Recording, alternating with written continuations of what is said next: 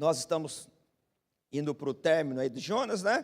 Vamos apenas com 3 versículos hoje, e a semana que vem nós vamos terminar esse livro, e já aí na próxima semana seguinte, começar um outro texto em nome de Jesus, conforme o Senhor permitir, tá bom? Jonas capítulo 4, vamos ler os 3 versículos que temos aí essa intenção de expô-lo hoje. Diz assim: Jonas, porém, ficou profundamente descontente com isso e enfureceu-se. Ele orou ao Senhor: Senhor, não foi isso que eu disse quando ainda estava em casa? Foi por isso que me apressei em fugir para Tarsis. Eu sabia que tu és um Deus misericordioso e compassivo, muito paciente, cheio de amor e que prometes castigar, mas depois se arrependes. Agora, Senhor, tira a minha vida, eu imploro, porque para mim é melhor morrer do que viver. Muito bem, então nós temos esses 3 versículos aqui para ler no contexto e que o Espírito de Deus nos ajude aí a refletir sobre esse texto. No capítulo anterior, meus irmãos, o capítulo 3, nós lemos, e já sabemos disso, né, por conta desse contexto eclesiástico, de escola dominical, a nossa experiência, né, de ouvir o Jonas. O Jonas finalmente chegou lá em Nínive, e ele decidiu, por conta de uma soberania de Deus, que ele realizaria o trabalho. Só que o Jonas fez do jeito que ele queria. Ele observou a sua agenda e não a agenda de Deus. Tanto que o texto, ele é explícito em dizer que o trabalho deveria ser feito em 3 dias, por conta da característica geográfica de Nínive. Ele fez em apenas um dia. E aqui, né, eu não me furto nunca a esses exemplos, né? É mais ou menos quando eu não queria fazer alguma coisa, meu pai dizia: sabe o que é, moleque? Você vai fazer, né? Eu fazia, mas assim, né, meio de forma contra a minha vontade, né? Eu realizava, mas não com o coração inteiro, sob uma pressão. O Jonas fez isso, e a mensagem do Jonas, ela foi pela metade. Imagine um profeta com uma característica profética, ou um comportamento profético da época, e sem contar que ele é estranho à cultura de Nínive, ele é de uma outra nação. Ele passa correndo na rua para fazer de qualquer jeito, com características completamente contrárias àquela nação, né, dos assírios, a capital Nínive. Ele sai gritando na rua: 40 dias e tudo vai ser destruído. Qual é a possibilidade dessa mensagem, humanamente, ela dar certo? Ela não tem nenhuma possibilidade. Ela é feita de qualquer jeito, com uma mensagem apenas de condenação, e mesmo essa mensagem de condenação, no nome de um Deus ou de uma divindade aí, em que os assírios não tinham uma relação pessoal, religiosa, eles então entendem essa mensagem e eles se convertem. E é evidente que essa conversão, ela acontece por soberania de Deus, não por conta do trabalho do profeta. O Jonas, ele faz o trabalho e pela metade, e ele só acusa que haverá por conta dos pecados que eles entendem muito bem, não é? É por isso que se arrependem, os ninivitas se arrependem, mas você percebe que a salvação, o arrependimento, ela não é uma obra humana. O arrependimento não é um artifício da articulação de quem fala, embora tudo isso é importante para que haja uma comunicação, não é? Aliás, isso me ocorre que Paulo, falando para os irmãos de Corinto, ele diz que a linguagem ela precisa ser inteligível, ela precisa ter uma estrutura intelectual para que ocorra uma comunicação. Por isso que línguas, né, estranhas em Corinto não comunicava nada. E isso me ocorreu porque para usar de forma como exemplo aqui. Então você percebe que é importante você ter o quê? Uma leitura de um texto, a explicação minimamente inteligível. Mas o conteúdo e o cerne da mensagem por ela mesma, ela não tem condições de que um bom orador, alguém que tem uma boa oratória, elementos intelectuais, científicos, ela possa convencer alguém dessa forma que é convencida aqui. Por isso que a mensagem do Evangelho, a essência e o objetivo, ela depende do Espírito Santo.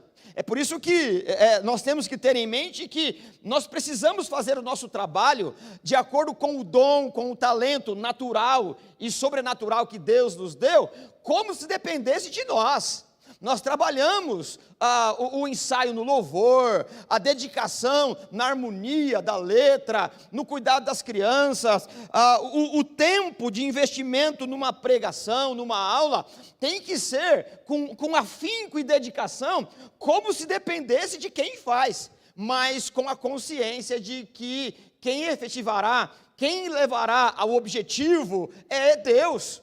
Então você tem essa relação, trabalhe como se dependesse de você, mas coloque diante do Senhor para que Ele leve ao objetivo. É esse aparente paradoxo, contraditório, trabalhe como se dependesse de você, mas saiba que se houver um resultado de transformação, de arrependimento, o trabalho é do Espírito Santo de Deus, que convence o homem do pecado, do juízo e da justiça. Não há glória, não há um placar da religiosidade, é tudo graça de Deus. O Jonas, ele prega desse jeito, e qual é o resultado que nós vemos no capítulo 3?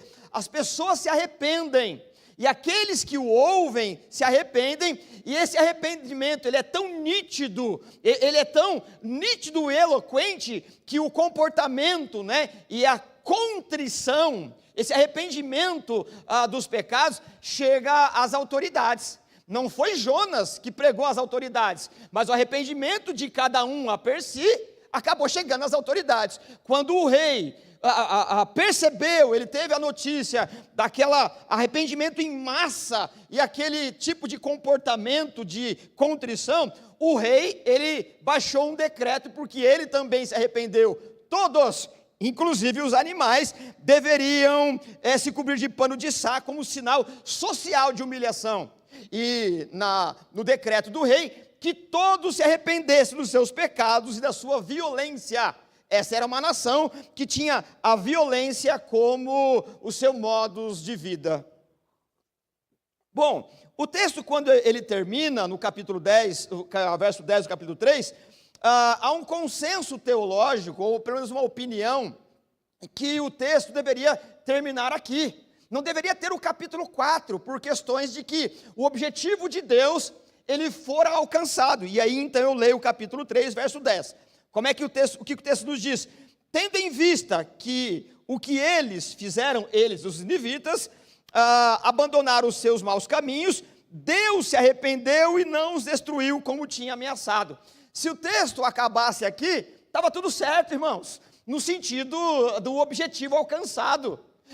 Deus disse que salvaria, mesmo a revelia da vontade do profeta, eles se arrependeram, e o propósito de Deus aqui foi obedecido, ou foi cumprido, melhor dizendo. Só que nós temos aqui o objetivo de Deus, que não era só salvar os ninivitas. Deus também tem a intenção de salvar o profeta, do seu ensimesmismo, do seu comportamento religioso. O profeta também aqui, ele é alvo escriturístico da graça de Deus, tanto quanto os ninivitas. E nós já falamos disso aqui no capítulo 1, o Jonas é aquele profeta arredio, por conta de uma profecia que havia dado certo, e houve uma prosperidade no local onde ele vivia.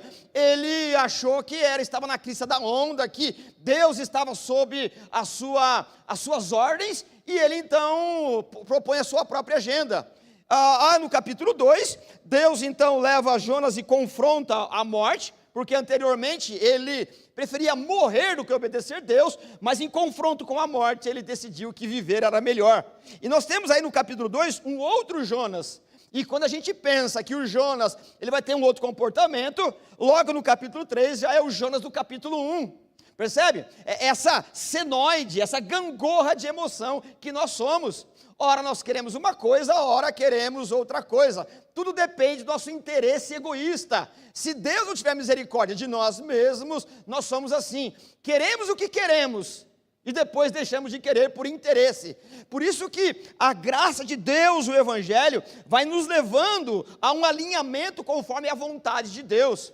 Eu costumo dizer o seguinte, que a oração, ela deve ser aprendida da seguinte maneira: oração não é você orar como se tivesse um laço, uma corda, e laçasse Deus, e você vai orando, você vai puxando Deus para Ele ouvir. Se é que, metaforicamente, podemos usar essa ideia de laçar Deus, a hora que Ele é laçado, é Ele que nos guinda para a presença dEle, e não Ele que é trazido. É nós que somos levados a pensar da maneira dEle, e não Ele da nossa maneira. A oração não é um mecanismo para mudar a vontade de Deus, a oração é uma maneira de nós nos alinharmos a Ele. Oração não é um mecanismo de torcer o braço de Deus e Ele estar em dívida conosco, pelo contrário. E o Jonas vai aparecer nesse contexto dessa maneira o tempo todo. Depois desse avivamento notório, visível, concreto de Nínive, o texto nos informa aqui que o Jonas ele ficou profundamente descontente. Para a gente trabalhar essa questão toda aqui, eu acho que vale algumas informações. Nós temos informações escriturísticas, históricas, que mais ou menos no ano 765, 750, esse intervalo de tempo, antes de Cristo, é mais ou menos aí onde essa história está acontecendo do Jonas. Ocorreu no mundo conhecido um eclipse e algumas pragas. Assim como as pragas como nós passamos aqui, por exemplo, como a Covid, agora em 2021, assim como tivemos a peste negra, né, na idade medieval e tantas outras, só que hoje nós temos condições científicas de entender muitas coisas. Eclipse para nós temos condições de entender o que está acontecendo, né, por meio daquilo que conhecemos, por meio dos astros, alinhamentos, essa coisa toda. Mas o eclipse nessa época aqui era tratado com muito mistério, atribuído a alguma fúria de uma divindade. Então há nos anais da história que antes que o Jonas pregasse, houve nesse contexto de mundo pelo menos 2 pragas e um eclipse. E aqui é interessante, irmãos, que nós percebemos como Deus conduz a história. Quando o Jonas vai pregar, eles já estão assim, como diz, né, num bom popular aí, ressabiados. Eles já estão desconfiados de alguma coisa estranha que está acontecendo.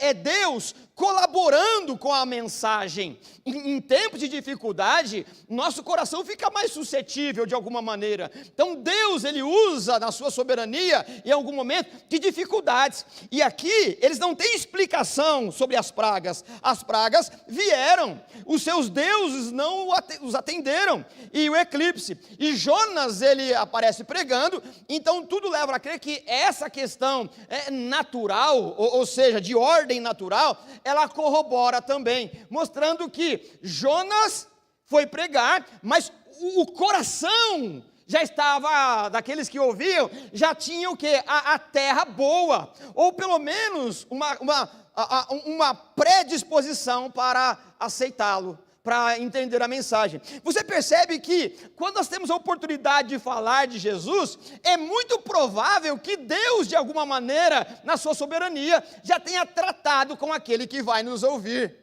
Você percebe que nós somos apenas instrumento da graça. É Deus que vai arando o solo, é Deus que vai tirando os pedregulhos do solo, é Deus que vai adubando para que a mensagem do Evangelho ela seja colocada ali, e Deus, com a água da graça, ela vai regar e dar o fruto. Então você vai percebendo que se nós participamos do processo, é graça de Deus, porque Deus, quando traz alguém para si, Ele já prepara os meios. E foi isso que aconteceu. O Jonas, ele não tem nenhuma participação efetiva no sentido decisivo. Ele é apenas um instrumento que a revelia de não querer faz sem querer, mas a vontade da conversão é do Senhor. Então, meus irmãos, creiamos que todas as vezes que alguém ouve uma porção do Evangelho, creiamos que de alguma maneira Deus já tem trabalhado no coração daquele que ouve, Deus já amoleceu, Deus já preparou a terra, já adubou, e o processo de vida de cada um é a oportunidade do Evangelho da graça cair, e por meio do Espírito Santo ele florescer. Tudo isso é importante para nós. Agora o capítulo 4, ele vai deixar ainda mais claro que Deus e Jonas, eles são rivais. Deus deseja uma coisa, o Jonas quer outra. O capítulo 4 mostra um profeta com raiva e um Deus cheio de misericórdia. Mostra um Jonas irado sem motivo e um Deus cheio de compaixão. Há aqui uma luta de interesses. E é claro, irmãos, na queda de braço entre qualquer um e Deus, não tenha dúvida, Deus sempre vence. Deus sempre nos vence. E glória a Deus por isso. Glória a Deus. Se há algo que nós devemos refletir e louvar a Deus, é porque Deus tem nos vencido. Porque Deus não nos vence para nos humilhar. Deus não nos vence para nos deixar de escanteio. Deus nos vence para amar. A vitória de Deus não é uma vitória acachapante para humilhar, é uma vitória para nos destronar do nosso ensimesmismo, para que possamos desfrutar da sua própria presença. Louvado seja o Senhor que nos venceu. O Evangelho, quando nos vence, nos torna mais humanos. E se estamos aqui e de fato confessamos Jesus como Senhor, é porque o Evangelho nos venceu. O Evangelho nos confrontou, o Evangelho pontuou todo o nosso mau caratismo existencial, e nós lutamos, como Paulo lutou no caminho de Damasco. O texto diz que ele recalcitrava contra os aguilhões, e eu gosto muito dessa passagem, que a figura ela é interessante. Recalcitrar é mais ou menos assim: quando um domador de um animal, ou um cavalo selvagem, ou um boi selvagem, alguma coisa dessa monta, dessa característica, ele está muito arredio, como é que o domador, o amansador ele faz? Ele pega uma vara, né, uma madeira, ou alguma coisa parecida, um bambu, alguma coisa assim, e na frente, na ponta, ele coloca alguma coisa afiada. Isso ele chama de ferrão. E o que ele faz? Quanto mais o cavalo bravo ele chuta, ele fica só esperando, segurando o ferrão. E o que é aguilhoar? Chutar. A ideia é que Jesus disse para Paulo: Paulo, duro é para ti, né, recalcitrar contra os aguilhões. O texto está dizendo: Paulo, para de ser um cavalo bravo e dar coice, você está só se machucando, se rende. Percebe? E quantas vezes nós somos como um animal selvagem no Evangelho, e quanto mais a gente chuta, mais a consciência se fere. A verdade do Evangelho é assim: quanto mais você se recusa, mais ferimento existencial. E é a mesma coisa aqui. Deus nos vence. E o Jonas aqui, ele demorou. E o texto não é claro em nenhum momento dizer que ele se arrependeu. O fato é que o Jonas, ele tem um comportamento exclusivista. Ele se zanga com Deus porque Deus é gracioso e misericordioso. E aqui também, irmãos, tem uma questão bem importante. Nós somos assim, talvez não tão explícito como Jonas, mas nós nos comportamos assim. Quem é que são os salvos? Os salvos são todos aqueles que de alguma maneira nós temos uma simpatia. No nosso hall de clube santo, não cabe ninguém que não nos apetece emocionalmente. Todo aquele que está fora do nosso pensamento, ele não merece. Nós temos dificuldade, nós temos as nossas convenções, e convenções humanas, que quem é que cabe na salvação? Aquele que é da nossa preferência. Irmãos, nesse jogo humano, nesse comportamento humano, eu e você não caberíamos na caixinha de alguém. Se não fosse a graça de Deus, nós estávamos excluídos. Por isso que o denominacionalismo, ele tem a sua importância, mas ele não é fundamental. Porque dentro dessa caixa denominacional, nós excluímos muitas pessoas que Deus outrora escolheu. O Jonas é assim, ele é exclusivista, ele se zanga, ele fica irado, com raiva de Deus, porque Deus quer salvar um outro povo. Jonas, ele é um profeta azedo, crítico, egoísta, irado e infeliz. Eu só coloquei 5 aqui porque eu acho que está bom, né?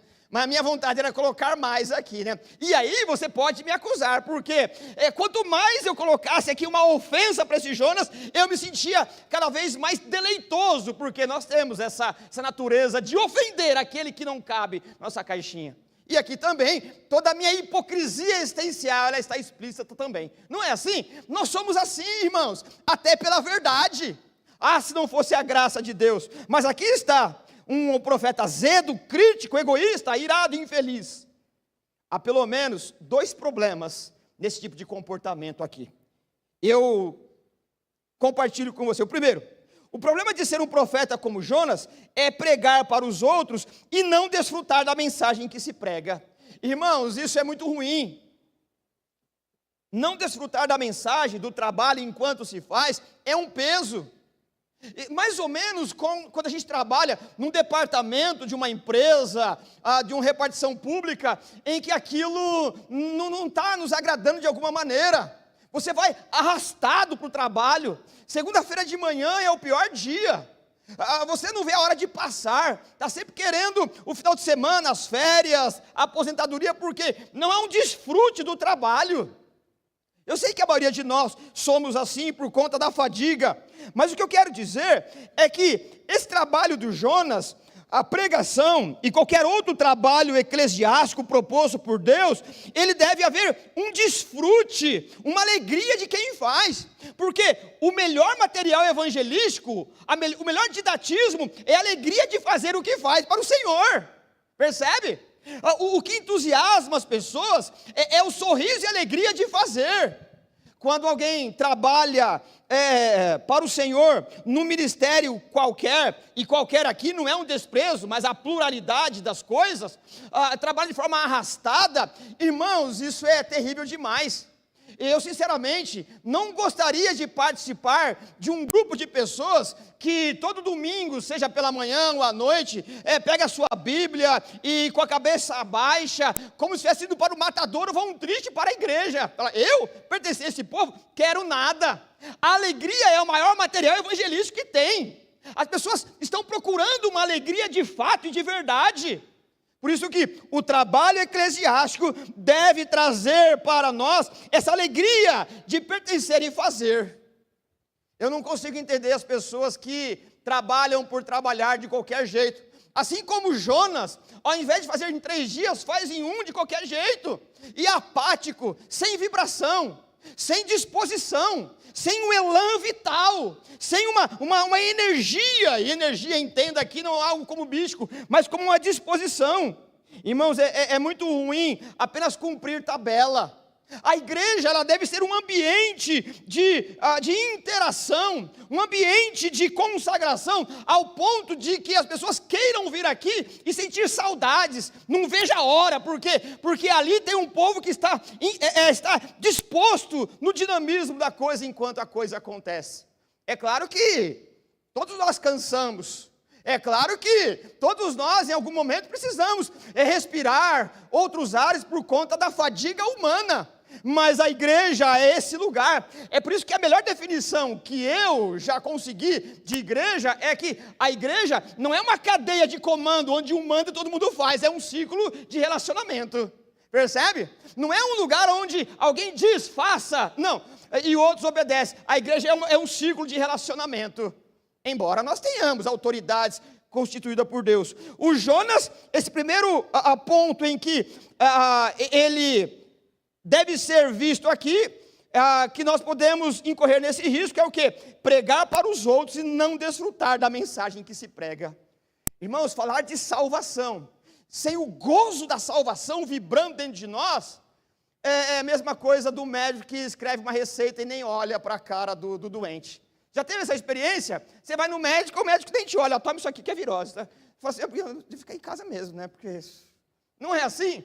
É a mesma coisa. Fazer o trabalho sem a vibração e sem sentir o paladar da alma, o gosto daquilo que se faz, irmãos, é cair na religiosidade do Jonas, é cumprir tabela. O trabalho daquele que foi vocacionado, todos os discípulos de Jesus, não é um cumprimento de tabela, é uma disposição, é um fogo que queima, que você tem necessidade de fazê-lo. E o interessante é que não importa o quanto o fogo queima, nunca falta combustível, porque é o Espírito Santo a força motriz de tudo isso. A segunda característica de um profeta azedo, crítico, egoísta, irado e infeliz, é que ele pode se cansar da obra e realizá-la porque não tem outra opção. Não é o Jonas? Ele não realiza por qualquer outro motivo, senão que ele não tem outra opção. Deus disse, você vai, então eu vou. ele faz por fazer. Se não tem a alegria, que já é ruim, ele vai porque não tem como escapar. Ele vai porque ele é obrigado. Cansar-se da obra e realizá-la é tão ruim ou mais ruim, porque você está ali. Aquele que não tem motivação ainda está meio de corpo presente. Você tem uma obrigação religiosa, mas esse segundo exemplo, nem a obrigação religiosa ela existe mais. É um peso, eu estou aqui porque eu assumi compromisso mesmo, né? Então eu estou aqui porque é a minha palavra. Irmãos, do reino de Deus, a palavra ela é importante nesse aspecto, mas a questão é de vibração e de vontade. Essa narrativa do drama de Jonas, como eu disse aqui, ela deveria terminar onde? No capítulo 3, verso 10. Porque a coisa estava resolvida. Deus disse que salvaria, salvou, acabou. A história acabou aqui, celebramos ao Senhor, glória a Deus, aleluia, e tudo terminou. Contudo, nós vemos aqui que Deus quer ainda expor Jonas, com a intenção de curá-lo. E aí então, no verso 1, ele diz o quê? Jonas, porém. Essa palavra porém, evidentemente, essa palavrinha, ela nos remete ao texto, ao fato anterior. Por que, porém, enquanto uma nação celebrou ao Senhor num avivamento fenomenal, enquanto eles se comportaram em arrependimento, reconhecendo o único Deus verdadeiro, o profeta, os pagãos, em tese, pagão até aqui, né? Agora vamos chamá-los aqui assim, só para nominá-los, os pagãos se alegraram, e o profeta que conhece a Deus, Jonas, porém, ficou profundamente descontente. Com isso, ele se enfureceu. Ora, existe uma coisa na Bíblia, um tema importante, que é a ira santa. A ira santa, ela não é só permitida, mas é incentivada.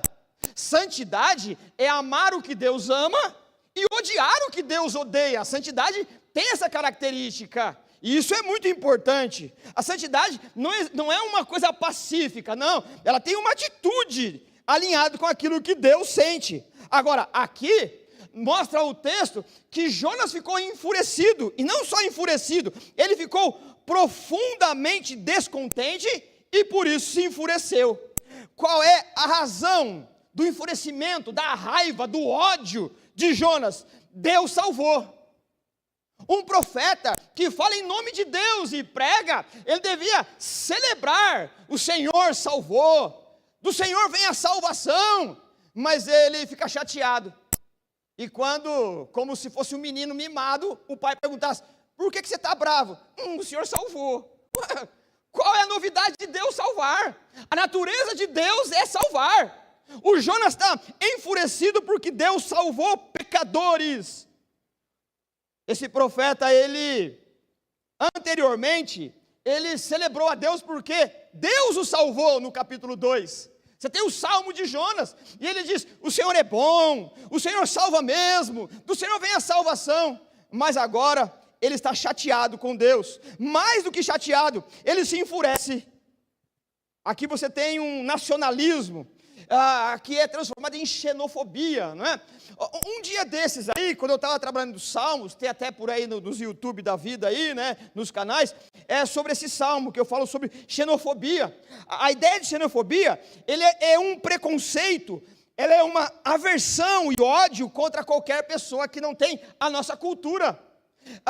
Não ter a nossa cultura causa estranheza em algum aspecto. Qual é a melhor cultura? Bom, vocês sabem, né? Não preciso nem dizer, né? Carapicuíba.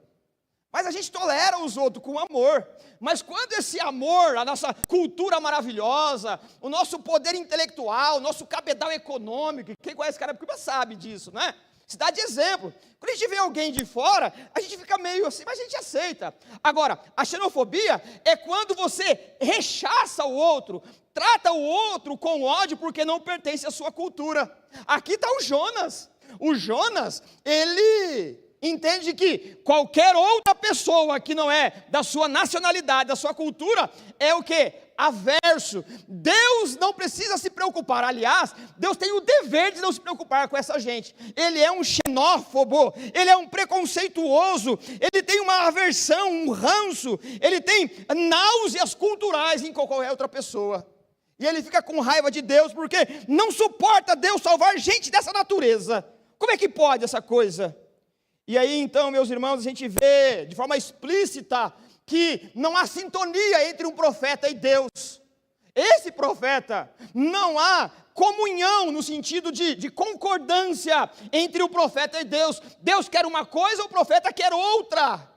Deus quer salvar, ele quer condenar.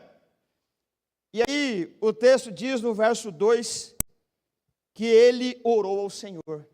E quando a gente lê essa frase, a gente sempre tem uma ideia de que a oração é um quebrantamento, que a oração, ela é uma atitude de comunhão entre o orante e o alvo da oração. Aquele que ora se derrama. A oração para nós, ainda mais da boca de um profeta, é algo honesto e sincero. Então quando Jonas orou, o que você espera? Vai vir uma oração linda, assim como ele orou no capítulo 2. Que oração maravilhosa. Lá ele diz: Senhor, eu estava desesperado, o Senhor me salvou, no ventre da morte, da sepultura, obrigado Senhor, o Senhor é maravilhoso mesmo. Uma oração, um salmo maravilhoso. E agora você lê de novo, esse profeta vai orar. E qual é o conteúdo da oração do profeta? Leia comigo, para que você não imagine que eu estou colocando palavras na boca dele. Olha a oração de um profeta. Verso 2, ele orou ao Senhor. Conteúdo: Senhor, não foi isso que eu disse quando ainda estava em casa? Foi por isso que me apressei em fugir para Tarsis. Eu sabia que tu és Deus misericordioso e compassivo, muito paciente, cheio de amor e que promete castigar, mas depois se arrepende. É claro que a gente perde muito do tom de voz na gramática, mas dá para imaginar, meus irmãos, que esse profeta, ele não está orando, ele está blasfemando. Ele tem uma atitude completamente contrária de uma atitude de piedade da oração. Na oração, nós podemos sim argumentar com Deus, mas num tom de piedade, num tom até de um certo desespero e colocar a situação. Isso não é proibido, aliás, isso é lícito.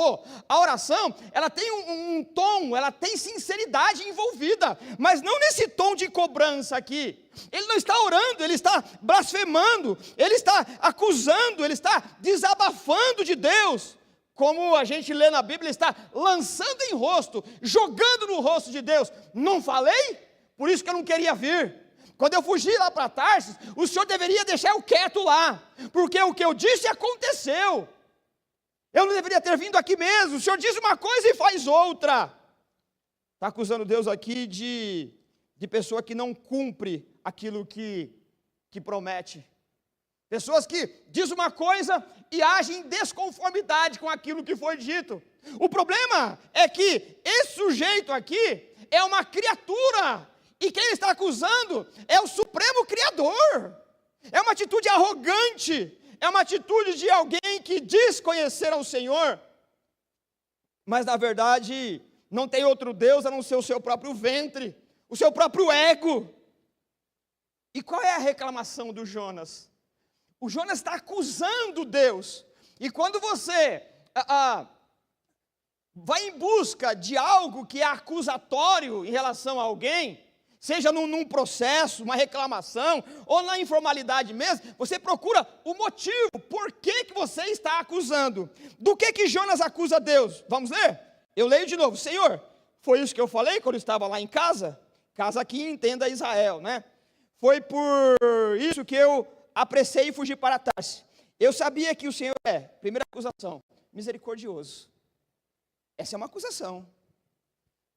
Irmãos, eu não sei se dá vontade de rir ou chorar, né? Ele está acusando Deus de ser misericordioso, como se ser misericordioso fosse uma nódoa, uma mancha no caráter de Deus. Está vendo você, seu misericordioso?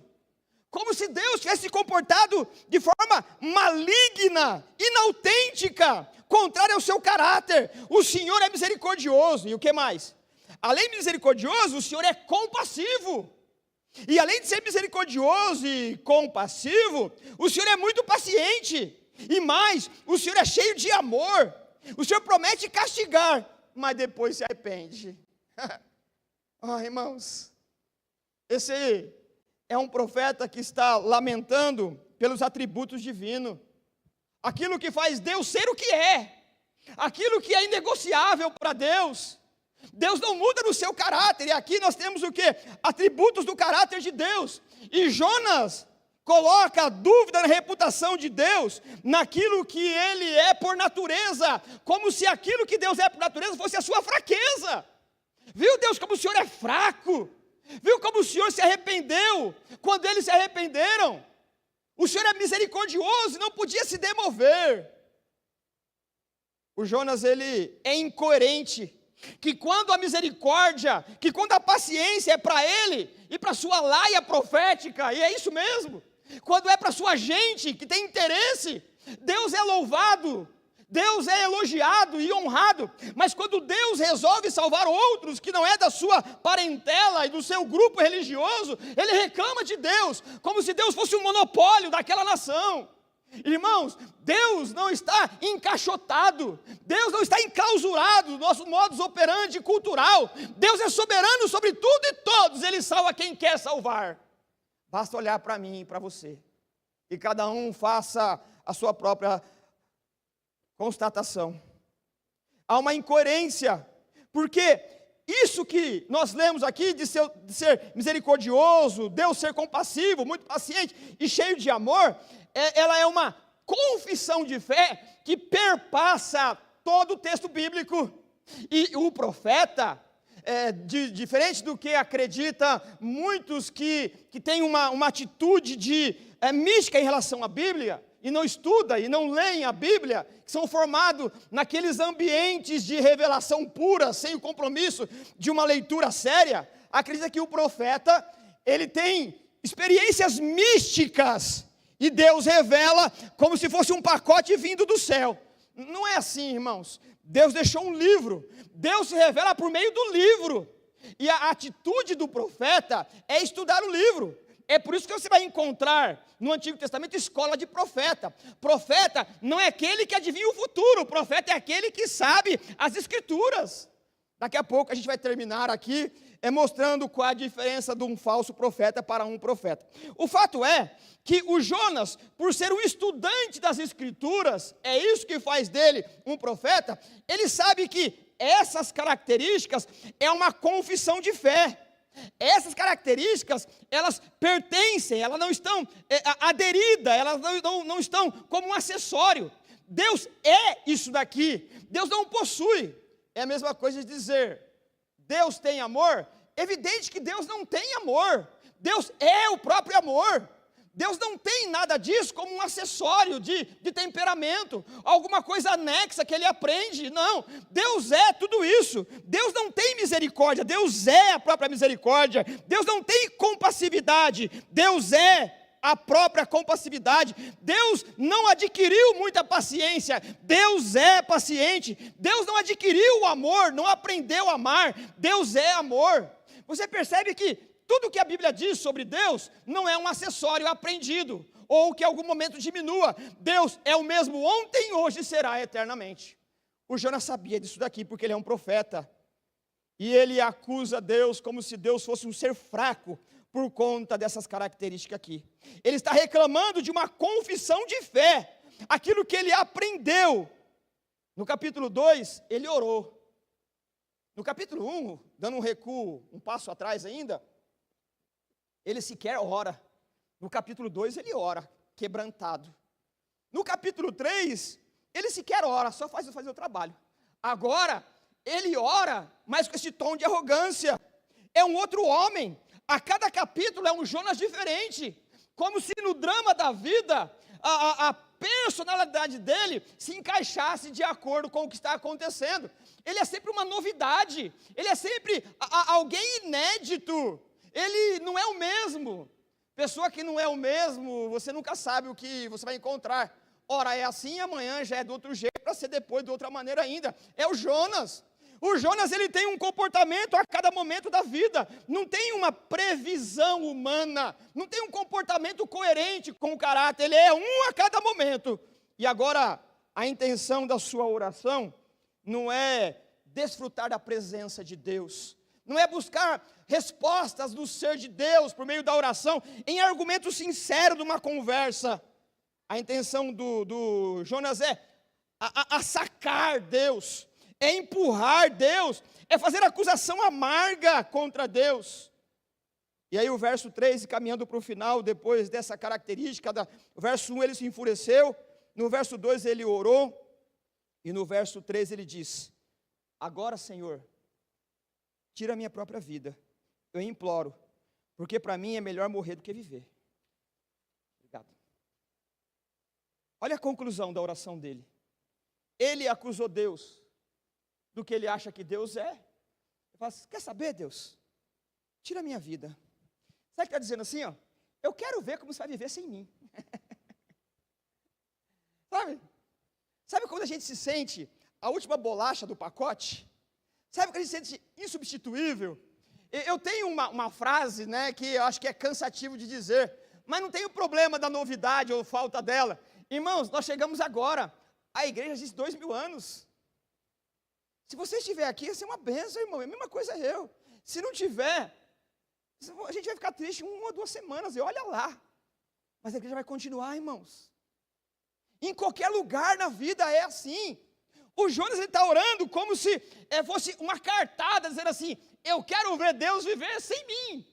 O profeta de Israel, Deus já que me salvou no ventre do grande peixe, agora é porque eu sou especial para Deus. Eu profetizei, o Jonas dizendo, e deu certo. Eu quero ver, é o checkmate. Agora eu vou dizer: quer saber, Deus? Pode matar. Irmãos, quantas vezes nós achamos insubstituíveis? E quantas vezes nós não oramos, talvez literalmente assim, mas nosso sentimento é esse: quer saber, Deus? Faz aí, levanta aqui, porque eu não quero mais saber.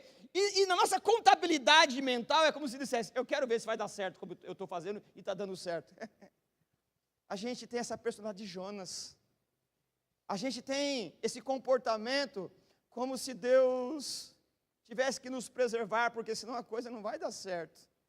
Eu sou especial de Deus. Eu sou o eleito de Deus, o escolhido, o ungido de Deus, que sem mim a coisa não vai acontecer. Bendito seja eu mesmo. Bendito é um culto de ação de graça pela minha existência. Se não fosse eu, o Jonas aqui. Percebe, irmãos? É um prazer com que a comunidade se reúne e cada um recebe e manifesta os seus dons. Mas, irmãos, a igreja é triunfante porque o Senhor dela é Jesus Cristo e nós somos participantes desse trabalho. O Jonas, ele tem a sua reputação ferida, porque Deus, por não salvar, ou por salvar aquela gente, ele ficou dodóizinho, tadinho. A gente vai ver a semana que vem que ele faz uma proposta para Deus. E já antecipando, eu me vejo muito, né? E mais uma vez eu não me furto a lembrar do meu pai, né? E eu vou dizer, teve uma vez que eu fiquei tão chateado que eu não lembro o motivo. Falei: quer saber? Eu vou embora dessa casa. Eu fiz a minha mala. A minha mala eu lembro até hoje. Eu peguei um saco, uma sacola, era saco, nem sacola era, né? Sabe aquele saco marrom de mercado? E coloquei ali, acho que um chinelo, uma peça íntima e um calção. Falei: eu estou indo embora. Irmãos, eu não passava da porta ali, eu tinha que voltar, né? Mas a minha cabeça de moleque, qual que era, né? Eu vou embora, eu quero ver como vocês vão viver sem mim, né? Falei: meu Deus, que besteira que eu fiz, meu Deus do céu. Imagine se meu pai não me aceita, né, no meu arrependimento. Eu estava perdido. Esse é o Jonas, ele está dizendo assim: ó, quer saber? Eu vou morrer. E ele sai correndo e fica assistindo lá, né? Nós somos assim, irmãos. Nós queremos colocar Deus contra a parede, dizendo: agora sim ele vai se arrepender. Porque essa minha oração forte, essa minha oração perfeita, teologicamente perfeita, Deus está em xeque-mate. Agora ele não tem outra saída a não ser aceitar e destruir Nínive. Ou então: o Senhor me mata. O Senhor me mata. Como se nós fôssemos essa pessoa insubstituível. E quisera Deus, irmãos, em um dado momento, recolhesse mesmo, quando nós tivéssemos esse comportamento, porque me parece, que a igreja andaria muito melhor, se Deus aceitasse algumas orações nossas. Me parece, que se Deus resolvesse falar: tá bom, você não quer, sai, a coisa vai melhor. Me parece, não tenho certeza, que se Deus ouvisse uma oração dessa e resolvesse tirar Jonas, talvez o método evangelista por outro profeta iria muito melhor, porque Jonas é uma pedra de tropeço e se acha fundamental. Nós somos assim. Por isso nós temos que ter responsabilidades a orar e colocar Deus em xeque.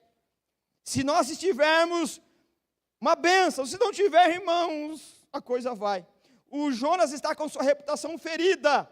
Ele acusa Deus de ser um Deus que não atende à sua vontade egoísta. Ele é um nacionalista idólatra, não admite que ninguém mais seja salvo, a não ser Israel. Ele temia ser acusado de traidor por sua gente, porque a sua gente é assim.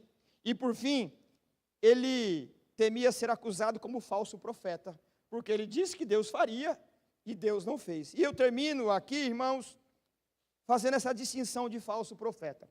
O falso profeta não é aquele que faz uma previsão, sei lá de qual ordem que ela seja, e essa coisa não dá certa.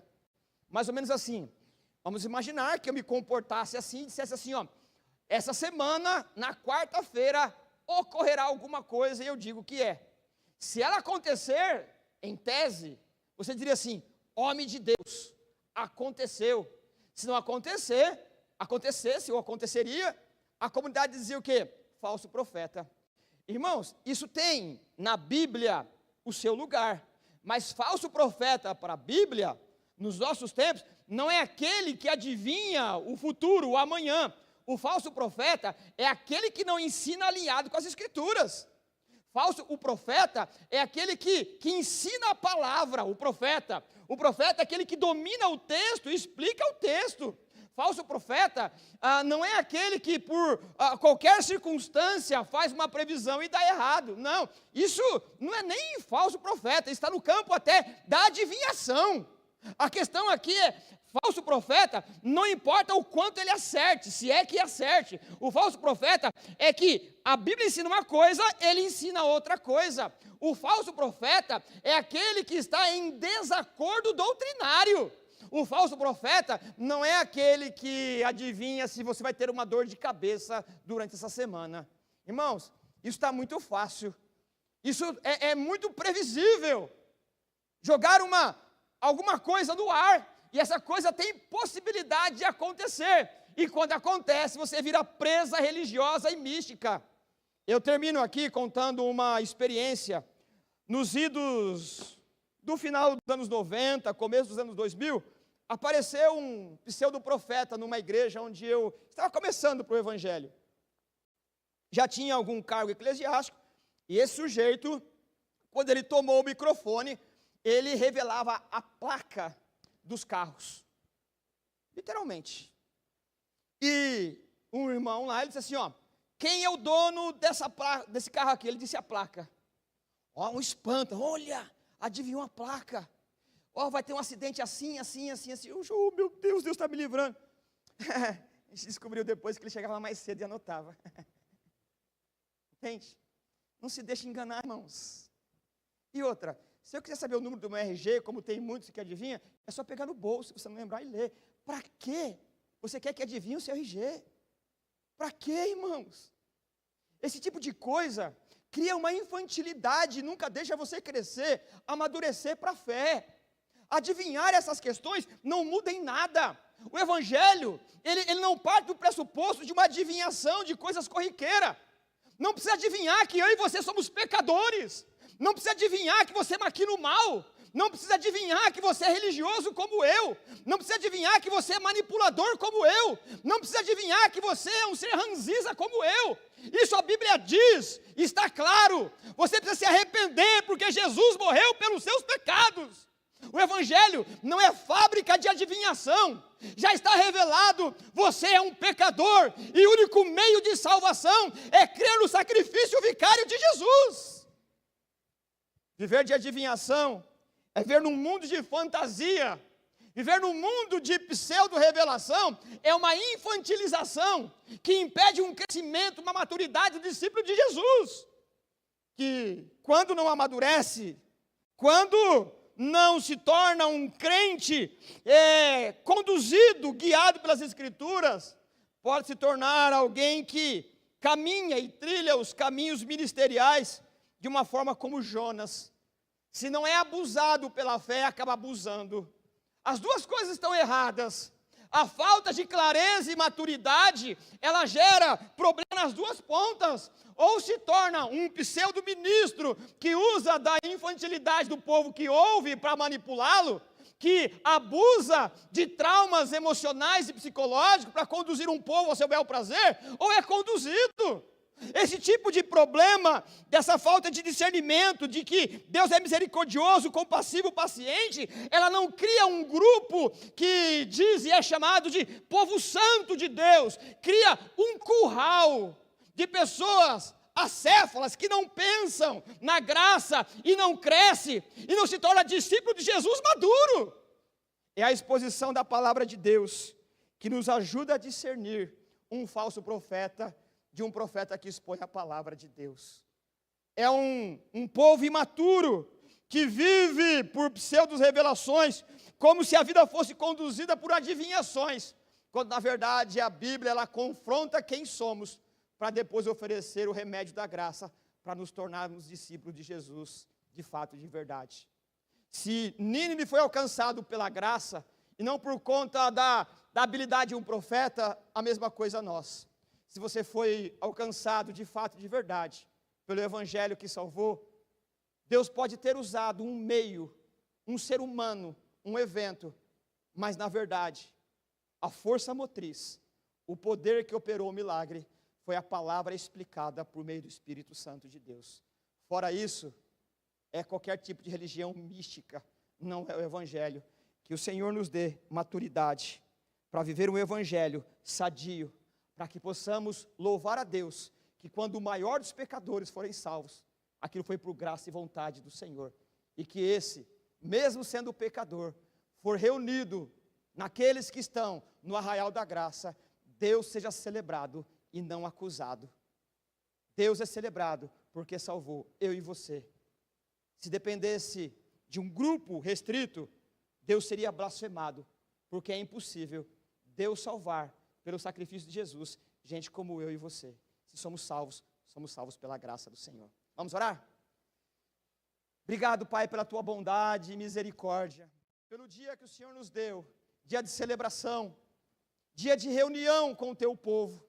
Nós temos aí mais uma semana, Pai, que o nosso combustível seja a graça, que a nossa motivação seja o teu amor, que o nosso deleite seja a tua misericórdia, que a nossa esperança seja a tua paciência. Se não for o Senhor, se não for os seus atributos, Pai, nós teríamos consumido, Senhor. Nos leva, Senhor, ao secreto da oração honesta com o Senhor, que nós não acusemos de nada, mas que possamos celebrar e desfrutar do Senhor, Pai, como salvos em Cristo para a glória do Senhor. Obrigado por tudo que faz. Abençoa os doentes, sara os doentes, dá ânimo ao desanimado, esperança àqueles que estão sem esperança, Pai. O Senhor pode fazer muitas coisas, Pai, além do que pedimos ou pensamos para a glória do Senhor. Nós oramos em nome de Jesus. Amém. Fiquemos de pé, meus irmãos, louvemos ao Senhor, alegres e felizes pelo dom da graça e da salvação. Amém. Irmãos, essa semana o pastor Hélio fez aniversário. Ele tem sempre orado por nós, nos ensinado através da palavra do Senhor. A gente é confrontado e isso é uma bênção. Na verdade, é um privilégio que nós temos de ter um homem de Deus dessa maneira, que se doa, que prega a palavra, que nos ensina. E nós vamos orar por ele nesse momento, amém? Convido você a orar juntos conosco.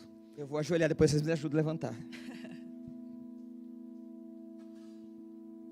Senhor Deus querido, amoroso, bondoso, Senhor, nós te louvamos pela vida do pastor Hélio, Senhor.